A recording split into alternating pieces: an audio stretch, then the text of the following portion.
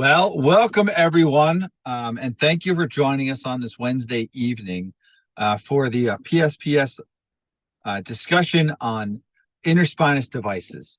Tonight, we're hoping to start to open up a dialogue amongst our members and followers on the role for interspinous devices in our space. It's often contentious, but often I think it's just because it's something that hasn't really been discussed openly between our specialties. So I'm very pleased tonight to have a very excellent faculty joining me, who I'd like to introduce all by name. You'll get to see him in person in a few moments. We're starting out with Dr. Rosa Garcia. She is currently a pain management fellow at University of Florida. She's one of our superstar LIT leaders in training members of PSPS. Dr. Penkaj Mehta is joining us from Austin, Texas, where he serves as the CMO for American Pain Specialists. Huge practices throughout the state of Texas, and really is a well-known national leader. One of my dear friends and closest colleagues out here in California, Dr. Farid Kia, who is the clinical director of pain management at Spanish Hills Pain Management in Camarillo, California. And our president of PSPS, Dr. Michael O., the director of the combined neuro and ortho spine program at University of California, Irvine. So with that, I'll turn the microphone over to Rosa Garcia for an introduction to the interspinous devices. Thank you, Dr. Dorsi. Good evening, everyone. My name is Rosa Garcia. I am an up-and-rising pain medicine specialist at the University of Florida, as Dr. Dorsi mentioned, one of the LIT members for PSPS. And I'm very excited to begin this discussion giving an overview of interspinous fusion devices. Here, I will be discussing the definition, the purpose, the indications, and an overview of the technique and the outcomes. Next slide, please. I have no relevant financial relationships to disclose. Thank you. So first of all, what are interspinous fusion devices? So basically, this is a minimally invasive procedure that utilizes an implant system in order to fuse the adjacent vertebra to provide a supportive role to the stabilizing segments of the spine. The purpose is to stabilize the spine, and when talking about the technique, the procedure initiates by performing a small incision in the lower back. This is followed by tissue and muscle dissection, and it culminates with an implant placed in between the adjacent spinous processes. The procedure may coincide with a decompression technique or with a fusion procedure, and it may be performed under local anesthesia with light sedation. So going over the differences between interspinous fusion devices, they are going to differ depending on the manufacturer. The different aspects are going to include the design philosophy, fixation mechanisms, the clinical indications, the surgical approach, and the materials used. Next. So going over the indications, interspinous fusion devices may be utilized in patients with neurogenic claudication secondary to lumbar spinal stenosis, patients with grade 1 degenerative spondylolisthesis demonstrated on X-ray. It can be used as a salvage therapy in patients that have previously undergone a more invasive lumbar spinal fusion and have recurrent neurogenic claudication or any type of adjacent segment disease. In addition, it may be used in patients that have already failed spinal cord stimulation therapy. It can also be used in patients with discogenic low back pain and those with impaired physical function despite 6 months of conservative therapy. Contraindications and areas of caution include patients with a prior fusion at the index level, spondylolisthesis greater than grade 2, fracture of spinous processes or pars interarticularis, patients with severe lumbar spinal stenosis, and those that have severe neurological symptoms such as claudication or infections or patients with morbid obesity. So here I present two studies which I thought were very interesting because they had different patient populations. So in study number one, a retrospective review going over the safety and the efficacy of minimally invasive lumbar spine interspinous fusion devices.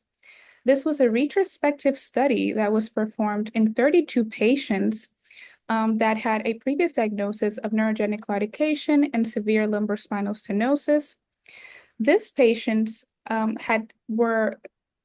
these patients, the procedure was used as a standalone therapy, and which means that none of the patients had a previous more invasive lumbar spinal fusion. The results demonstrated clinically significant improvement in pain relief in as big as greater than 67% of the patients. The other study was a systematic review study, and here the patient population was different. The patients had previously undergone a more invasive lumbar spinal fusion, and the interspinous fusion devices were used as a salvage therapy in order to help these patients that had adjacent segment disease. The study included 7 articles and for a total of 546 patients. These patients demonstrated clinically significant improvements in reduction with ODI scores and NRS for back and leg pain.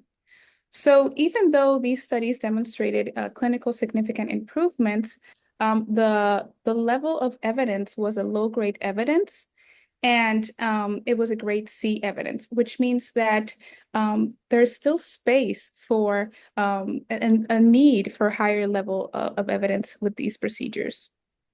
Now I'm going to turn it over to our co-panelists who are going to go over the pros and the cons of this procedure. Okay. All right. I'm going to interrupt here for a second. Thank you, Rosa. That was excellent introduction. Question for you, Dr. Kia. I've known you for a long time, before any of this stuff was even in the scope of pain management and spine surgeons. We weren't considering interspinous fusions at the time at all. What was it that made you what put this on your radar as a PM&R pain management specialist doing needlework and stimulators? What put this on your radar as something that you wanted to maybe start incorporating in your practice? Yeah, thanks, Mike, for that question. And good evening, everybody. And Dr. Dorsi, thank you for inviting me to be on this panel tonight. I'm really happy to be here and discuss what I think is a really important topic as well.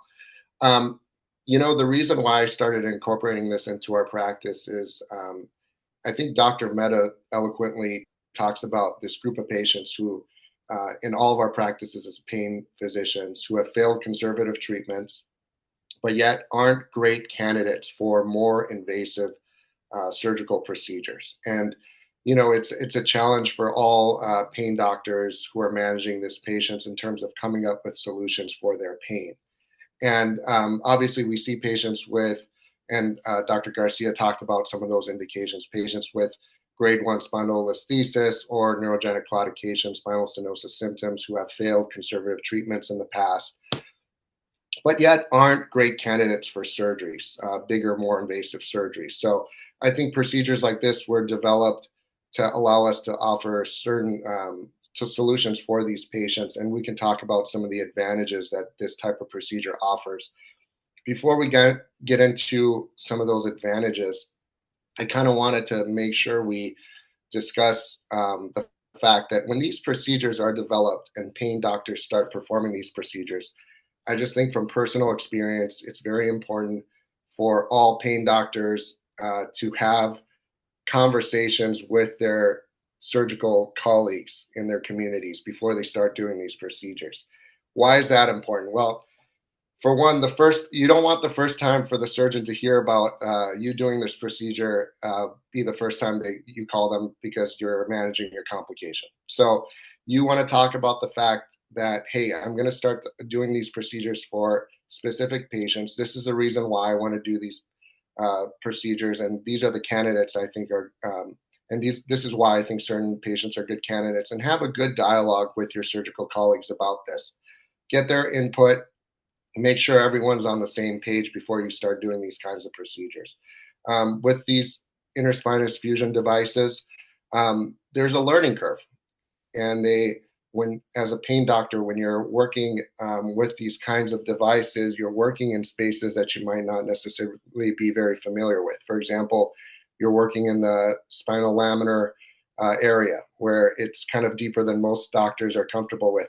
And so there's a learning curve. And so you want to make sure your surgical colleagues are on board before you start doing these procedures in the first place. Back to your original question, Mike, in terms of why I started performing this procedure, I think this is a good option for patients who aren't candidates for more invasive surgery. So, when we're talking about this kind of procedure, obviously it's less invasive than a fusion that's involving the pedicles, involving hardware in the pedicles. We're talking about a procedure that's performed usually as an outpatient. In our practice, it's performed using IV sedation compared to general anesthesia, where some patients who might be older or have other medical comorbidities, they might not be candidate for bigger fusion procedures. So it's much less invasive in terms of the amount of muscle dissection that needs to be carried out. You might have less pain postoperatively for some of these patients because there's less hardware going through the pedicles. So, and because of that, you have a quicker recovery time. So there are advantages to interspinous fusion devices compared to your traditional fusion. And so I think that's the biggest takeaway for me, is that there's a less invasive option for patients who might not be candidates for the bigger procedures. Thanks. Dr. Mehta, I'm going to turn it over to you now. We saw a very small underpowered retrospective 3 to 6 month outcome paper presented, just a few slides ago. I know you've done some research on the topic, so I'm going to turn it over to you and speak a little bit about your experience, both scientifically with this as well as clinically. Yeah, thank you. First of all, thank you to PSPS, and thank you, Dr. Dorsi and Dr. O and everybody on the panel to invite me all the way from Texas. I feel like I've been part of PSPS from day one, and it's an honor to be kind of a partner with PSPS. So, I think clearly, I think a great presentation by Dr. Garcia to kind of introduce that there is evidence, and that the answer, I will start my answer to your question with just the title of my slide is, I've always said this, that lack of evidence is not evidence of lack. And this is all changes happening right now in the interventional pain space. And really, we'll come to, I'll come to the clinical part, but essentially you saw the refined study, you saw more data on the refined studies being collected. I was not part of the refined study. There's a lot of studies which are happening now, which obviously they all start with retrospective data collection. I know that there's some other prospective studies have been done with interspinous devices. Safety and efficacy has been written up. And not only just with interspinous devices, but even with facet joint fusion devices. And so all of that data is now coming out, it needs a stronger study, there's no doubt. It needs more investigation with repeat CT scans to see how much of a fusion is really happening between that part of the spinal segment. So all of that, I think we all need to realize this, that it's all evidence which is in happening. The question which really comes is who to do this on. And I think that's always been this question of controversy, that, this is not, oh, I'm going to do a fusion. We all need to understand, when I use the word we, that means the entire ecosystem, that who is the right patient for this particular therapy, because it's some of that could be a gray area. Some of those patients will need a pedicle screw construct. Some of these patients are sick enough who may not be able to undergo that, and using a minimally invasive interspinous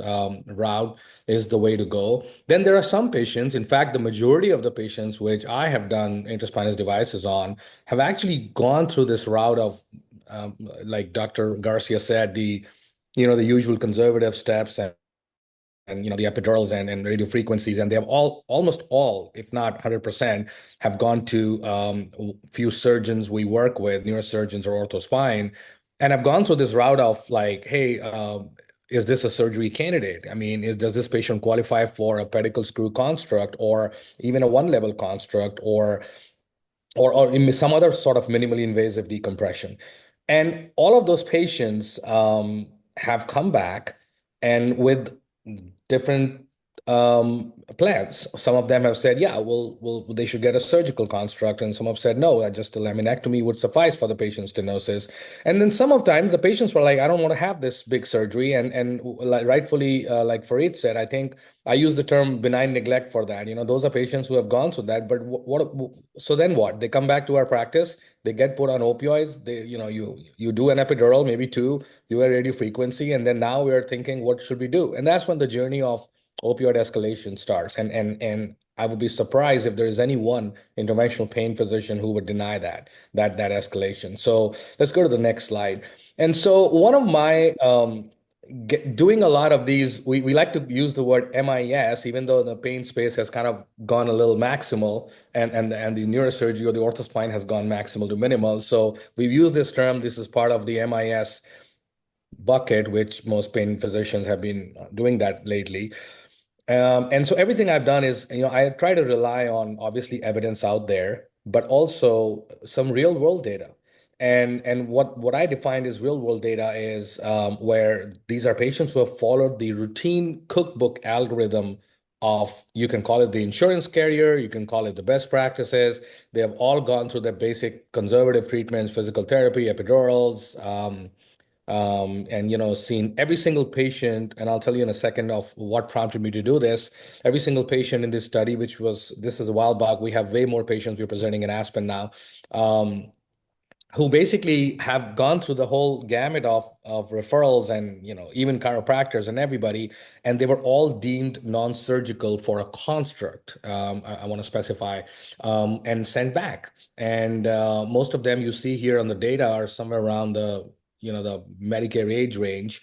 And so they basically all were symptomatic. Most of them had symptomatic spondylolisthesis. Most of them had symptomatic DDD is the word I've used. So what prompted me to do, especially at L5S1? And one of the things I saw, the refined study, and we've seen the data presented quite a few times, and I know Dr. Falowski very well. He's going to be presenting the next generation data collection for those patients. L5S1 was not the level which was done in that study. And one of the things I saw, most of my patients who were deemed non-surgical for a construct, they came back and their biggest problem was a L5S1 proven by variety of selective nerve root blocks and transforaminal epidurals, etc. And so I said, maybe this patient is a candidate for this. And I think Farid, you said it pretty wisely that I think within the ecosystem, you always kind of talk to each other, right? So if this patient is not for a pedicle screw or any kind of direct decompression, or if even the patient's scared for getting anything done, it's a good practice to kind of call each other, right? It's like calling an infectious disease doctor if you're worried about infection in a previous MRSA patient. Nothing wrong with that. And so what I did was I put an L5S1 in these 37 patients and followed them up. And all of these patients did really, really well. But I can tell you one thing which we were able to avoid. We were able to avoid opioid escalation. Most of these patients, I can tell you right now we have about 75 something to be presented for the next conference. They're not on anything other than the worst case scenario is 1 or 2 pills of hydrocodone, 5-325. A lot of these patients were younger veterans or active duty soldiers. And these patients basically, I feel like I've done a service to them by actually relying more on minimally invasive techniques. And the third thing which was done was that they had mono-level pathology. So it's not like this patient has a multi-level pathology from L3 to S1, and then we're trying to do a interspinous device at just L5, S1, or 4, 5. So these are carefully selected patients. And I feel like if we actually incorporate this therapy in our algorithm, then a variety for a large number of patients who actually have been a victim of benign neglect, unfortunately, nobody's fault. I think we're going to do a huge service to these patients in our practice. at the least by doing one thing, and that is going to be avoiding opioid escalation. And so that's going to be my point on this particular study. So more exciting data to be added on to this particular poster. If any of you are in Aspen, I would love for you to do it and come by, and hopefully we should be publishing this soon. All right, so we're going to change gears. Dr. O, having now heard that great outcomes can be obtained with a IV sedation outpatient lumbar fusion, why aren't we all just doing this now? So we'll turn it over to you. So yeah, outpatient lumbar fusion, it's already being done. I mean, almost every surgery center has some component of that. We'll go into my disclosures first. I think it is important. I don't think most people give enough credence to this slide. I do have some consulting agreements that I started with GS Medical, Extant, which is a Coflex device, another non-spine related. But you can see the total amount is, this is from open payments, and you can go in. This is the latest that I was able to pull out from them. 23, 24 was about the same. It's, $200 here, $200 there, different companies. Okay, next slide, please. Some of the slides that I used were actually presented at your meeting, Michael, at the Sierra Spine meeting. I tasked one of my medical students, Andrew, to kind of look at the interspinous fusion devices and look at that space and what's out there in the actually published literature. So he came up with this review. The inception of these interspinous fusion devices was really introduced in 2006. That was the Aspire device. It's a Medtronic spinous process interspinous fusion device. And as you can see, it seems like it's great. The blood loss is less than pedicle screw fixation. The median operative time is less. Complications, they didn't have any reported, which always makes me suspicious. But you got to remember that this was interspinous process fusion devices were introduced as a supplemental fixation. So when they introduced this was supplemental to an interbody fusion device. So you already put a cage or something else into the disc space, and they were trying to see if spinous process fusion clamps were better than pedicle screws. So that's what we're looking at. These are patients that already needed fusions, and you were comparing pedicle screws to a spinous process clamp. And what they found was that it's actually pretty comparable, especially in flexion extension. So if you have a T-left, A-left, X-left, some sort of lumbar interbody fusion cage device, and you put a spinous process fusion clamp in, pretty close, especially in flexion extension. It's not going to be the same in rotation. It's not the same in lateral, but maybe it's okay. But this was 2006. Between 2006 and 2024, there's 20 or so approved devices. And now that this is being used for lumbar stenosis, there's, I think, over 30. This was when he presented this, I think, a year ago, and there's another 6 or 10 devices now. So this number is increased. And everyone says that these devices are less invasive, lower length of stay, kinematics are comparable, but that's not the true story. That's not the real story. That is the story if you're comparing them to pedicle screws and if you're comparing them to patients that need fusion.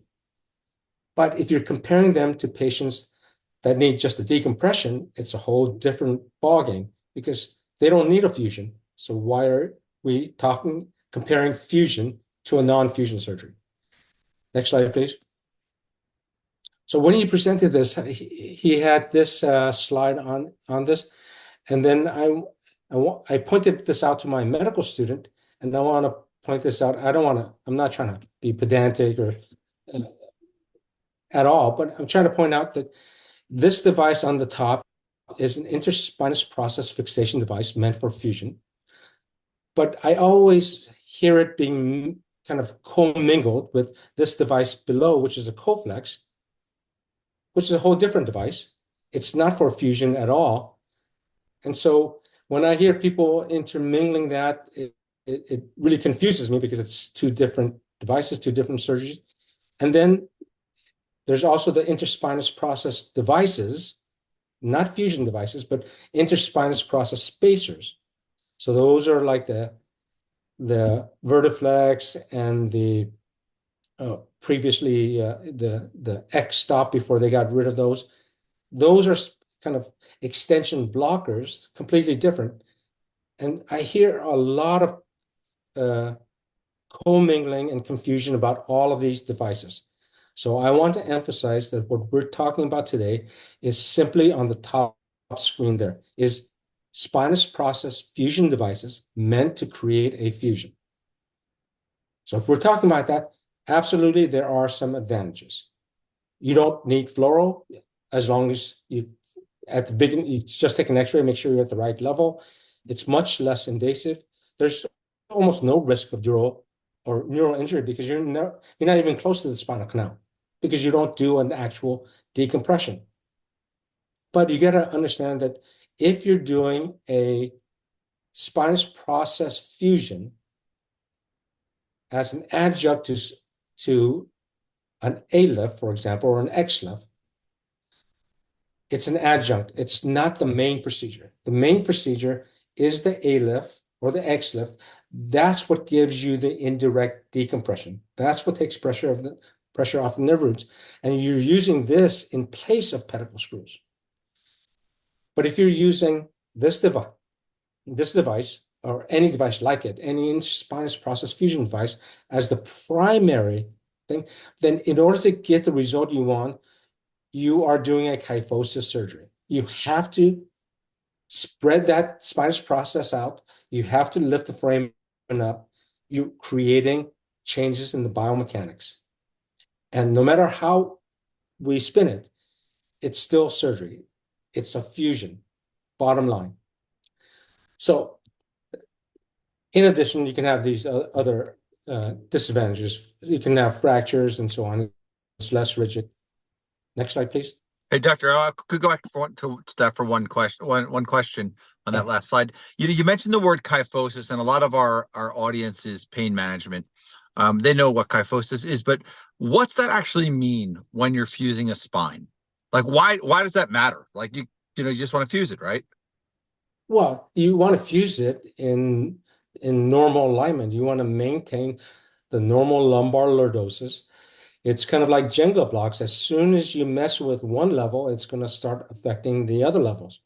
So if you put L4, 5, especially 5, 1, those are the two main levels. If you put those in kyphosis, you're going to set off this chain. And it's not pain docs I'm not blaming anybody. It's spine surgeons. We've been doing this for a decade or two decades or longer. Is that we've been fusing people in positions that don't maintain their lordosis, and we've been creating these adjacent level disease. So, right. So again, my focus is to just talk about what makes sense, what doesn't make sense, regardless of who's doing it. So creating kyphosis doesn't make sense. And how about not improving lordosis? Any comment on that? Because I know there's been in the spine surgery world, there's been a big push over the last, I would say, 10 years for correcting, PI, lumbar lordosis incidents, restoring lordosis, especially at L5S1, where it's so essential, with interbodies to actually restore the lordosis.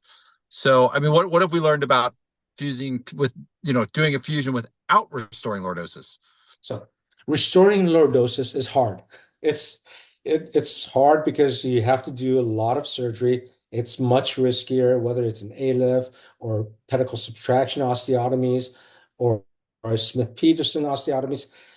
Restoring lordosis is hard, but creating kyphosis is easy. All you have to do is put in a spinous process clamp. You create kyphosis every time. So I asked my medical student just to look at interspinous process devices and what's the literature out there supporting any of this. So he went through this and he found 2,300 studies, only screened 1,500 of them, only 60 of them were eligible.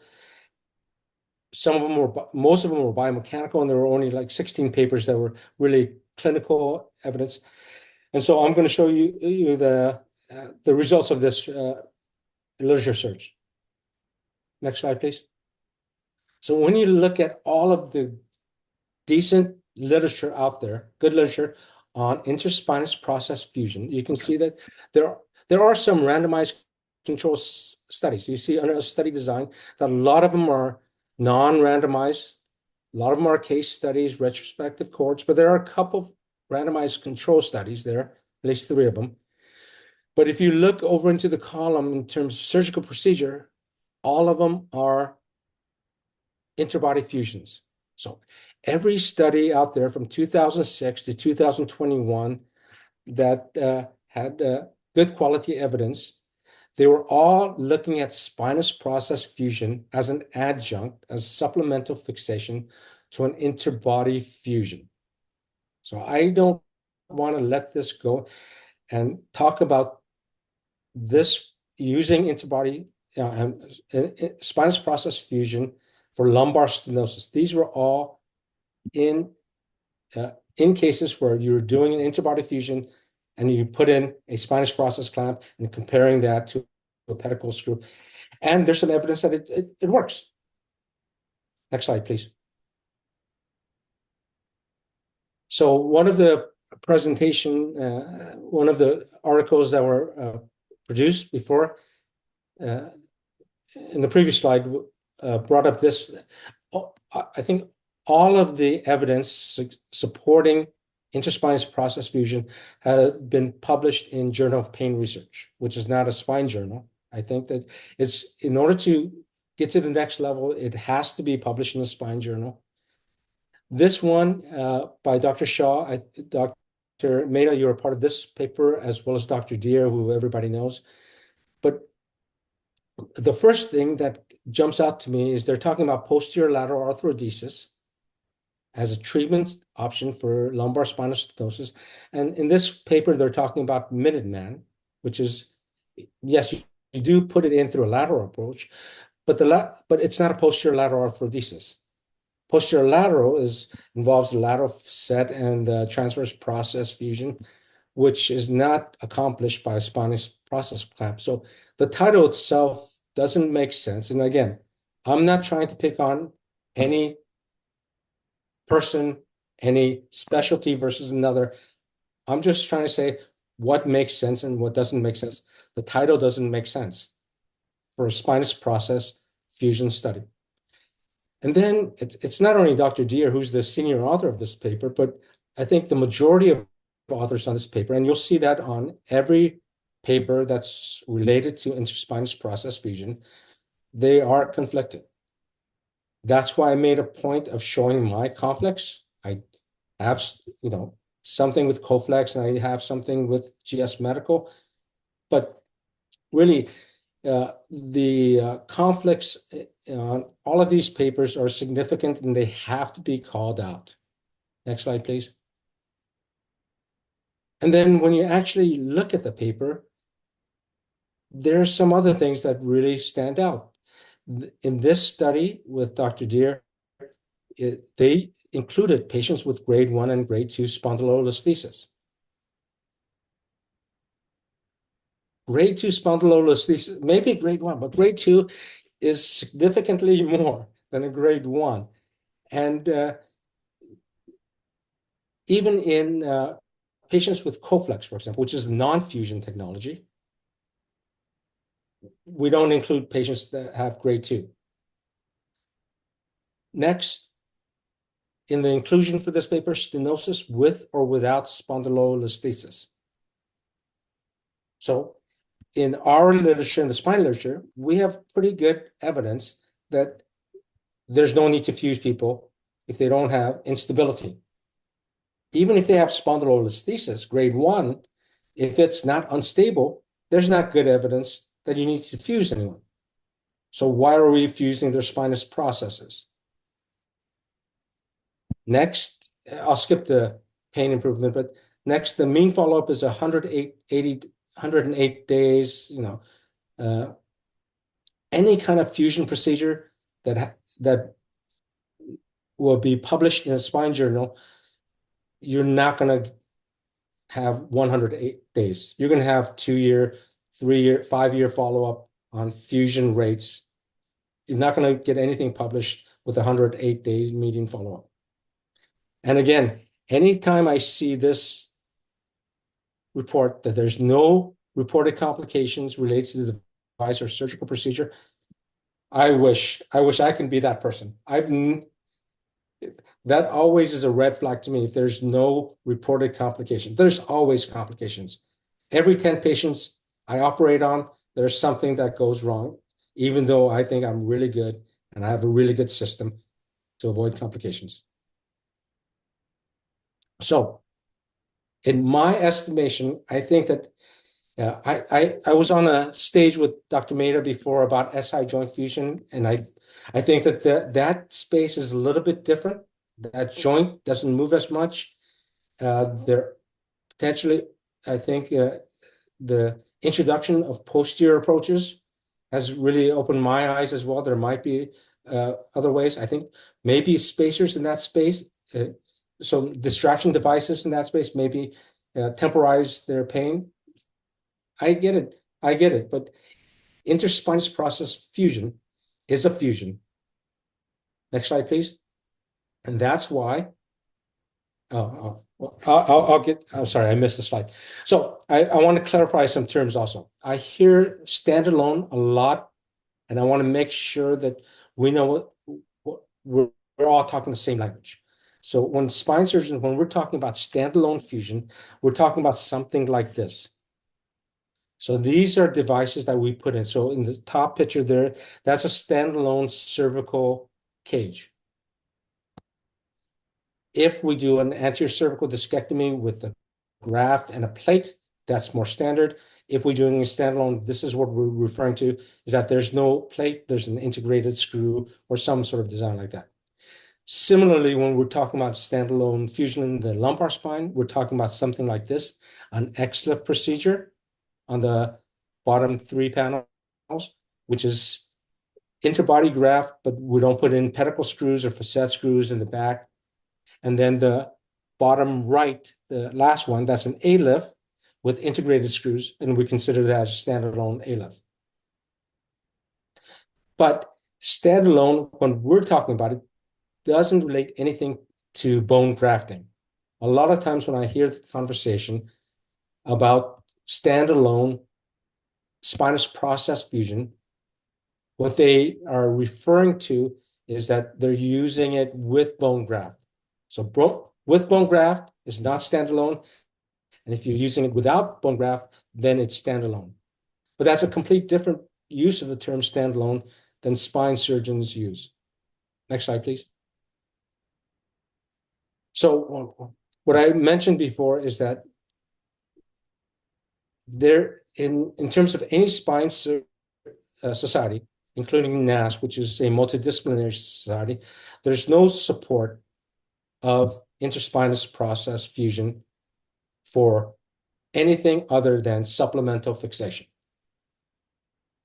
Certainly not for stenosis, not for back pain. I'm not saying that the data might not be there, and it really involves participation for a society like PSPS with this collaboration. It might pan out. It might be. But right now, there's no data to support standalone spinous process fusion. There's no data to support spinal process fusion for lumbar stenosis. Forget interspinous process. There's no data to support fusion for lumbar stenosis, period. And I know that, this is a little bit controversial. There are spine surgeons that are doing some things that they shouldn't be doing. And as pain physician, you probably see a lot more of that than I do. But I certainly see a lot of revision surgeries myself. But even spine surgeons that can bill for fusions They can put in these spinous process clamps already. The vast majority, I don't know one that routinely does a standalone spinous process fusion. Even the worst spine surgeon, I don't know one that does this on a regular basis. So the argument finally that this spinous process fusion is safer than a TLIF or a PLIF is absolutely true, but it's also a non sequitur. Non sequitur meaning that I can say that I can put mineral oil on someone's back, and that's safer than epidural injection.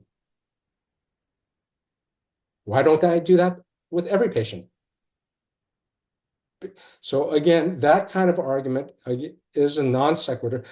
Just because it's safer and less invasive doesn't mean that it is warranted as a therapy. That's my times. All right, let's keep the train rolling here. I have a question for Dr. Garcia. As a future leader in this space, and as a current trainee in a fellowship program, what do you think the teaching should be? Like, how should a pain doctor interested in learning this go about doing it? I mean, what do you think is adequate training in this kind of procedure? Yeah, I think that's a great question, Dr. Dorsi. I believe that although there are challenges nowadays with some of the procedures, minimally invasive procedures that pain fellows get exposure to, I think for the time being, I agree that this procedure should be taught in a course basis maybe, and then priority should be given to other procedures that have a little bit more high level of evidence that are not part of the current curriculum and pain fellowships. But I do believe that there is space for it to be part of the training in the near future, and that it should be progressively exposed to fellows. Yeah, it's interesting point. I recall early in my training, one of my professors told me, he said I could teach anyone how to do a surgery, but it's the decision making that goes into it that takes years and years to learn. And so, Dr. Kia, you've been dealing with patients who have back fusions for years, and what kind of decision making goes into you when you decide you want to actually fuse a patient, as opposed to a mild or a vertiflex or an injection or some other procedure? Like what makes someone have a fusion? Yeah, and I just want to say Dr. O brings up excellent points too, and I think a lot of those topics are things we need to kind of consider when we're doing these types of procedures. But in general, when we're talking about fusion, I think of it more to stabilize a particular segment of the spine. And like Dr. Mehta was talking about, in terms of being very selective with the type of patients you choose for this kind of procedure, patients with single level pathology, patients with minimal, grade 1 spondylolisthesis that's symptomatic, that hasn't responded to conservative treatments, looking at those patients. Now, you can argue, in terms of this procedure as standalone versus interbody fusions, and the changes you make to the spine in terms of the kyphotic changes and adjacent segment levels, and those sorts of points are excellent topics to kind of explore further. But I'm trying to be very selective in those patients that I think have a symptomatic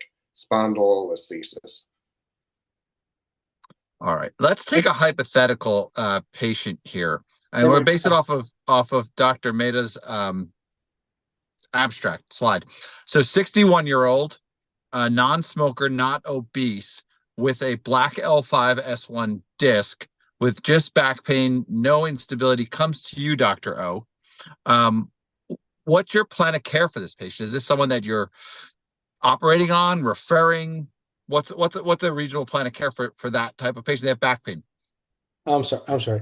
I'm going to have to ask you to repeat that, because I saw a question from Amitabh that asked me if I said that interspinous fusion therapy is equivalent to a sham, and I did not say that. So I do use interspinous process fusions. In fact, I did a case just 2 days ago for a patient with a chance type fracture, and they had splayed posterior elements, mostly ligamentous injuries, and I did that instead of a pedicle screws. So I do that, and I have used interspinous process fusions as a supplement to interbody fixation. And it may be in the future. I saw that Dr. Mehta put up a study that was 24-month follow-up from the UK. That was an interesting study that was randomized to patients that had lumbar stenosis, and they were treated either with a fusion, with an interspinous process device, or with laminectomy. I think that's a good study. I'd love to see more of those kind of studies. That's a little bit less conflicted, but I'd love to see more of those. So I'm not saying it's a sham by any means. I'm not saying who should do it or who shouldn't do it. I'm just saying that the current evidence is very limited to interspinous process fusion as an adjunct supplemental fixation for interbodies. Sorry to take that from you, Mike. Oh, no worries. Give me a case scenario. Yeah, we'll go to an actual case then. Okay. Let's go next slide.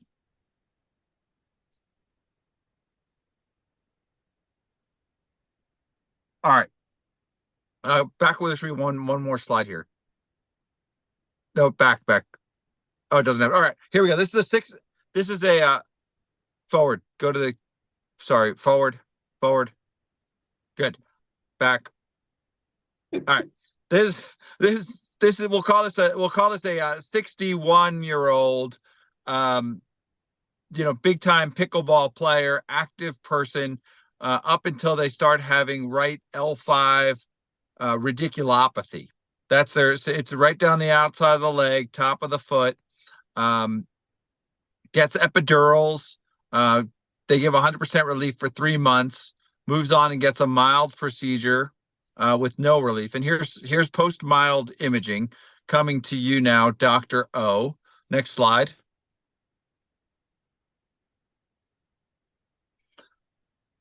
So, we're looking here. You see, multi-level degenerative changes throughout, really severe at L4-5, thick ligament. This is after the mild procedure at L4-5.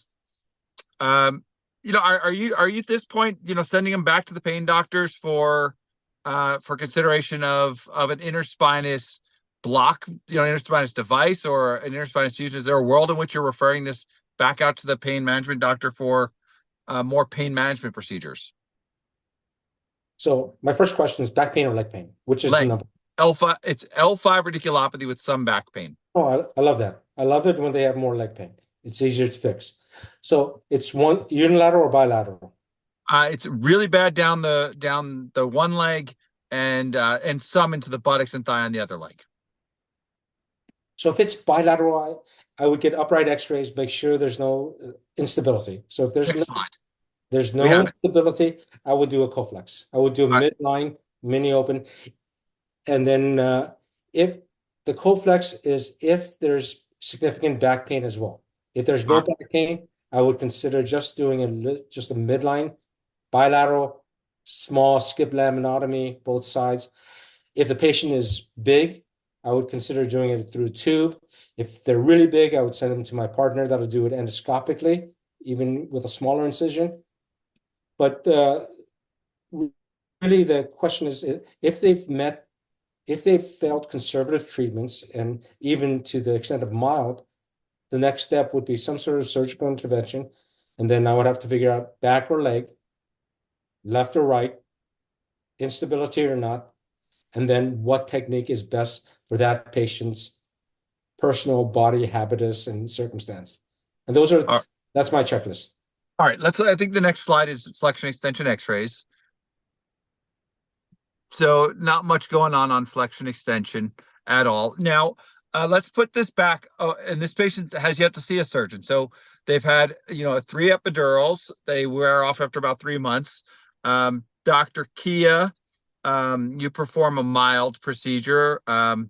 They're great for a week. Pain's back just as bad.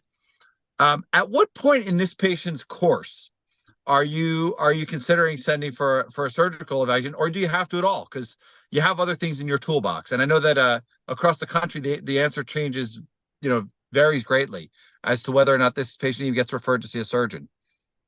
Yeah, in this particular patient, the fact that they're 60 or 61 years old, they failed conservative treatments. We've gone as far as even trying a mild procedure. Everything seems to be giving them short-term relief, which gives me the diagnostic information that I need that tells me, hey, their stenosis, I mean, the level where we see the stenosis is where most of their symptoms are coming from. Being the fact that there's no contraindications for a surgery, like Dr. O mentioned earlier, I would be very comfortable sending this patient at this point, having a conversation with them about the fact that I think they would probably do well with a decompressive surgery, and sending them to my surgical colleagues at this point. Dr. Mehta, if the patient comes into your waiting room holding a interspinous device pamphlet and says, "I want this," are you offering that as a first line treatment in this patient? No, so I think, I mean, maybe the answer is different with everybody. So they bring pamphlets and brochures from in Austin there are 1.6 pain doctors between every two red lights, so they all have brochures from everybody. But I think my usual practice has always been to complete the algorithm by making the patient walk through a surgical office once, neurosurgery or ortho, any of my friends, and then I think if the decision is, listen, there's no instability, there is some stenosis not responded to the usual epidural therapy, et cetera, mild, and the patient is back. Like Dr. O said, I think, let's assume leg pain is still bad. Then yes, I'll have a low threshold of putting a interspinous interlaminar device in this patient. But I think I usually will 90% or more will complete the algorithm by making the patient actually go and see a surgical colleague. Excellent. All right, let's go 2 slides forward. We're gonna go to one more case here. That one gets treated. All right. Different, similar, but go one more. We're gonna go one more case. We'll go to the third case instead. Keep going in the interest of time. All right, let's change the patient a little bit. So let's make them 83 and frail. So now it's an 83-year-old, not very healthy, but walks around, very thin, pure leg pain, a little bit of weakness in the L5 distribution. It's kind of chronic, toes weak, but no foot drop. It's leg much more than back. Has had decompressions above and below back surgery basically 25 years ago, which worked really well. But now they're 83 and they're coming to you, Dr. Mehta, with this MRI. Next slide. Yeah, so I mean, this is another one. If they've had a surgery before decompression, and yes, there are medical comorbidities, I think I would still complete my algorithm to go ahead and hopefully send to the surgeon who actually did the surgery if they're still in town. And then, if not, then and if they're not for any further surgery or construct, or they're a medical code, I mean, that's when you talk to them, and then maybe I'll rely on a spinal cord stimulator for their leg pain. All right. This one actually has a spinal cord stimulator trial, doesn't work.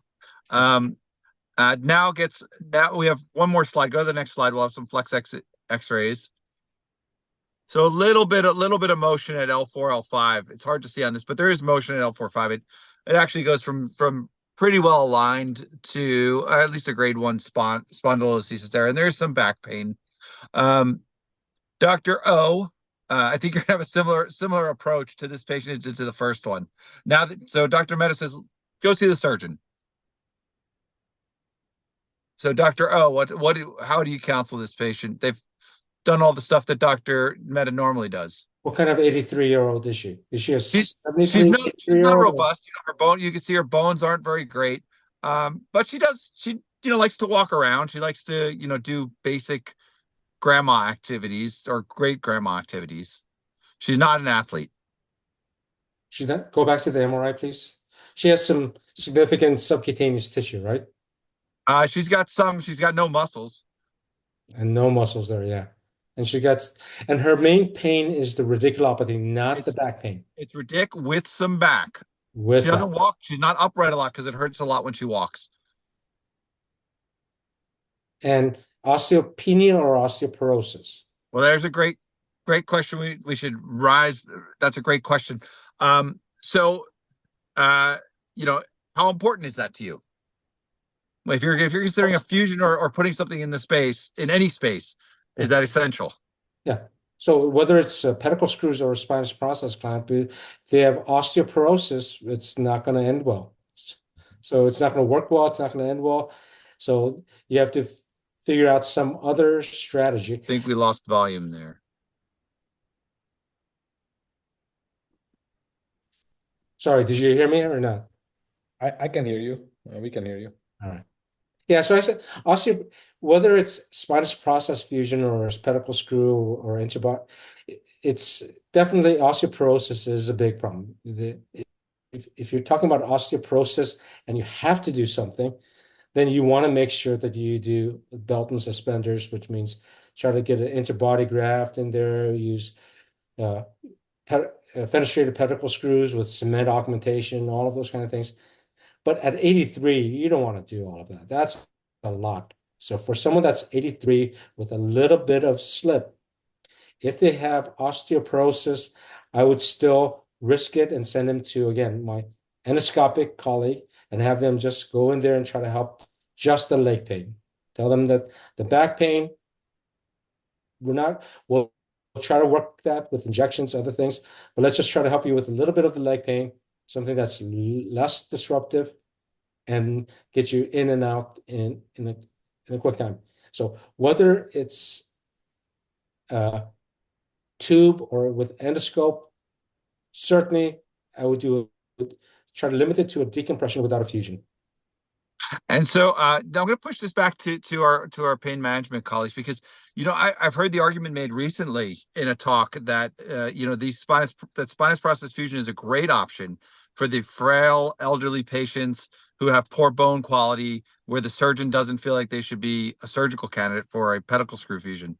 So how strict are you? Do you guys have a DEXA cutoff or some kind of imaging cutoff you use for determining whether a patient can have a spinous process clamp? Dr. Mehta? Oh, sorry. Yeah. No, I get it. So anybody who is in that, so we have a cheat sheet, or I have a cheat sheet of anybody who is a high risk for poor bone density, right?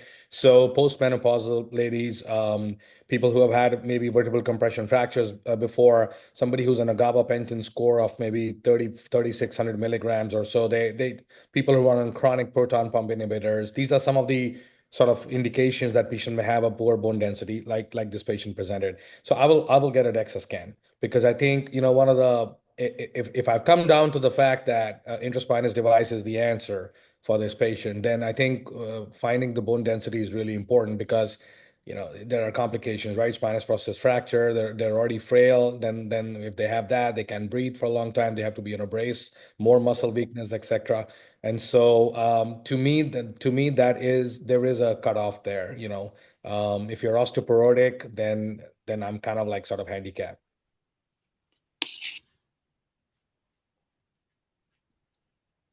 Yeah, I agree 100% with Dr. Mehta.